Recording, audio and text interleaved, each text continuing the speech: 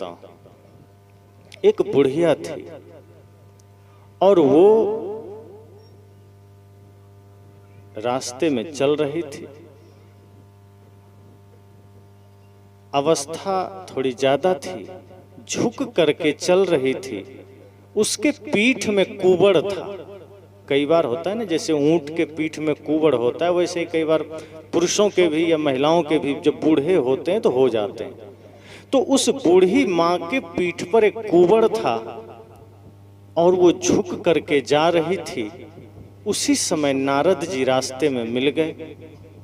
नारद जी ने देखा बूढ़ी माँ को थोड़ा परेशान लग रही थी, थोड़ा दुखी लग रही थी, थोड़ा चिंतित लग रही थी। नारद जी ने कहा, माता क्या हुआ तुम्हें? बूढ़ी माँ ने कहा, तुम कौन हो? नारद जी ने कहा, मुझे अपना ही पुत्र समझो, मुझे अपना ही बेटा समझो। तुम्हें हुआ क्या है? कोई दुख है, कोई परेशानी है, कोई पीड़ा है? बुढ़िया ने कहा, बहुत दुख है जीवन में, बड़ी पीड़ा है जीवन में। झुक के चल रही हूं, सीधी चल नहीं सकती, और सबसे बड़ी पीड़ा तो यह है कि मेरे पीठ पर कुबड़ है। इस कुबड़ के कारण बड़ी तकलीफ होती है, और सबसे ज्यादा तकलीफ तो तब होती है जब गांव भर के लोग मेरे इस कुबड़ का मजाक उड़ाते हैं। कई बार होता है ना, लोग मजाक उड़ाते हैं, किसी के लाचारी को देखकर कई लोग हंसते हैं। अब कोई बूढ़ा है, वो झुक के चल रहा है, कई लोग मजाक उड़ाते हैं। कोई कम देख रहा है, उसका मजाक उड़ाते हैं। बूढ़ी ने कहा कि समस्या तो तब होती है जब लोग मजाक उड़ाते हैं। जब हम गलियों से गुजरते हैं तो लोग हंसते हैं। मुझे देख करके, मेरे पीठ के कुबड़ को देख करके मैं बहुत दुखी हूं। भगवान से प्रार्थना करती हूं कि प्रभु मुझे उठा लो, लेकिन भगवान उठाते भी नहीं। मैं बहुत दुखी हूं। संत कहते हैं, कभी किसी के लाचारी को देखकर मजाक मत उड़ाना, किसी के बुढ़ापे को देखकर हंसिएगा नहीं। कोई शरीर से लाचार हो, उस पर हंसिएगा नहीं। कोई बुद्धि से कमजोर है, उस पर हंसिएगा नहीं। अगर किसी के जीवन में कोई समस्या है, उसका मजाक मत बनाइएगा। संत कहते हैं, यदि आपने कभी ऐसा किया तो क्या पता कि वो घटना आपके साथ घट जाए। कौन जानता है कि कल हमारे साथ क्या हो। आज हम सही सलामत हैं, सुरक्षित हैं, कल ऐसा ही रहें, कोई गारंटी थोड़े।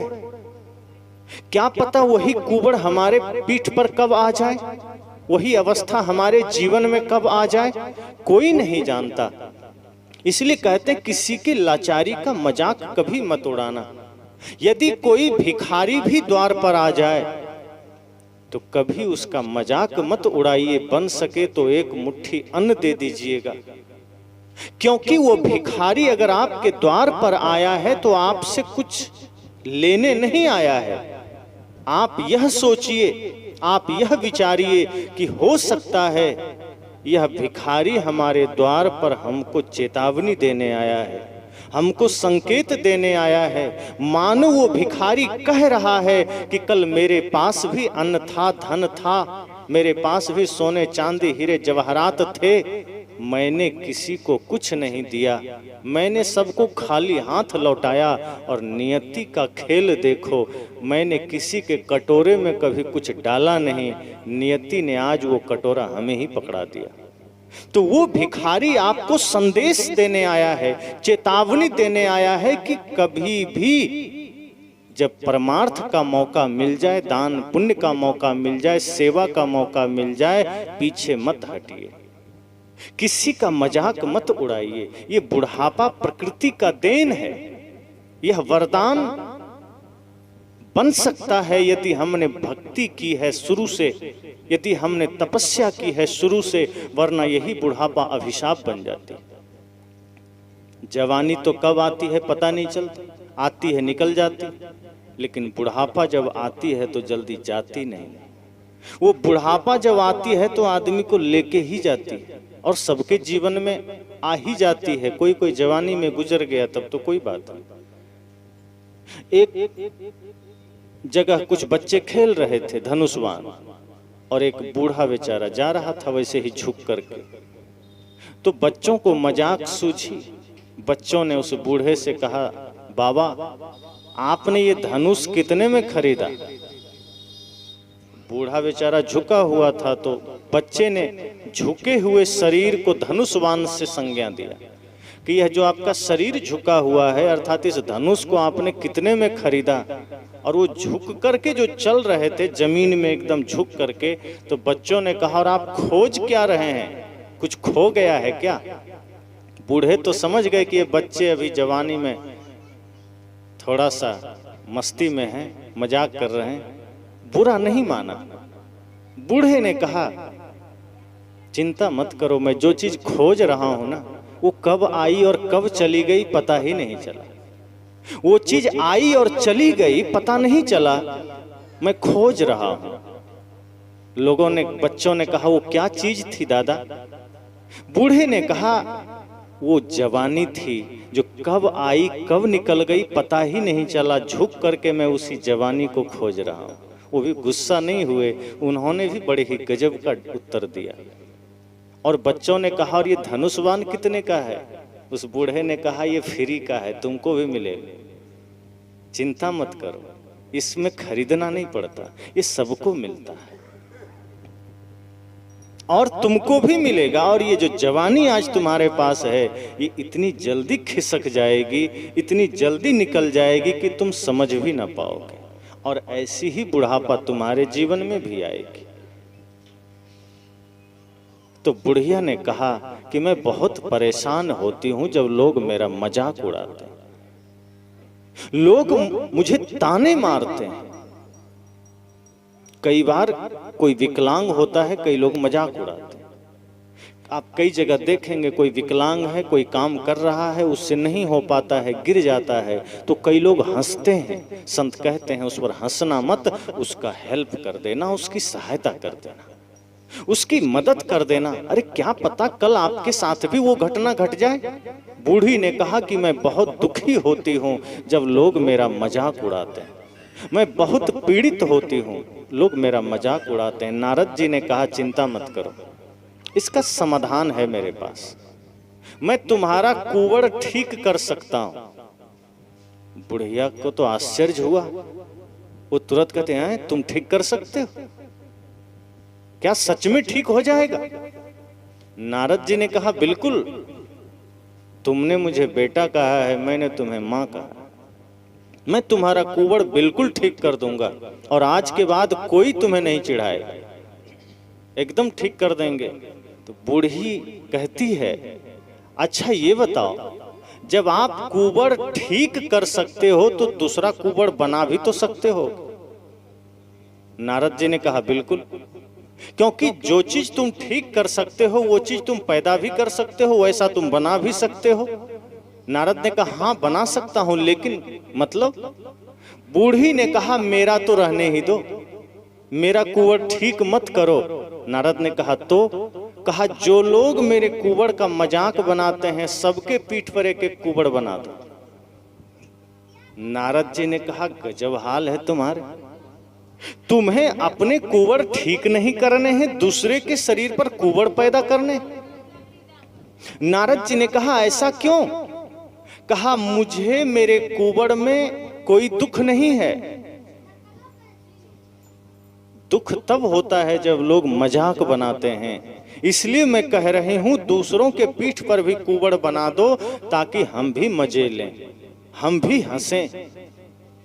नारद ने कहा, हद है ये दुनिया, अपना कुंवर सही करने में मजा नहीं है, दूसरे के शरीर पर कुंवर पैदा करने में मजा है। व्यक्ति भगवान से कुछ मांगता भी है तो अपने लिए सुख नहीं मांगता, अपने लिए स्वर्ग नहीं मांगता। आदमी प्रार्थना भी करता है भगवान से तो अपने लिए स्वर्ग नहीं मांगता, पड़ोसी के लिए नरक मांगता है कि प्रभु मैं तो जैसा हूं ठीक हूं, बस पड़ोसी को नरक दे दो। अपने लिए सुख नहीं मांगता, पड़ोसी के लिए दुख मांगता है कि मैं तो ठीक हूं, पड़ोसी को दुखी कर दो।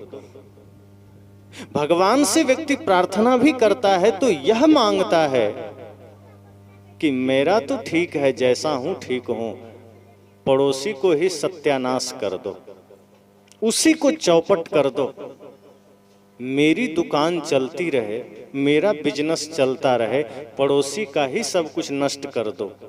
व्यक्ति को अपने लिए सुख नहीं चाहिए, उसे पड़ोसी के लिए दुख चाहिए। वो गुरु से, भगवान से यही मांगता है। वो कहता है मुझे सुख नहीं चाहिए, अगर देना है तो मेरे पड़ोसी को दुख दे दो, भर भर झोली दुख दे दो, ताकि वो दुखी रहे, उसके दुख को देख करके मैं मौज में रहूं। हमारी प्रार्थनाएं भी हमारे सुख के लिए नहीं होती, हमारे ध्यान भी हमारे सुख के लिए नहीं होते। ध्यान का परिणाम है परम आनंद, प्रार्थना का परिणाम है परम शांति। लेकिन आज हमारी प्रार्थना भी होती है टाइम पास, काम चलाओ। हमारा ध्यान भी होता है दूसरों को दिखाने के लिए।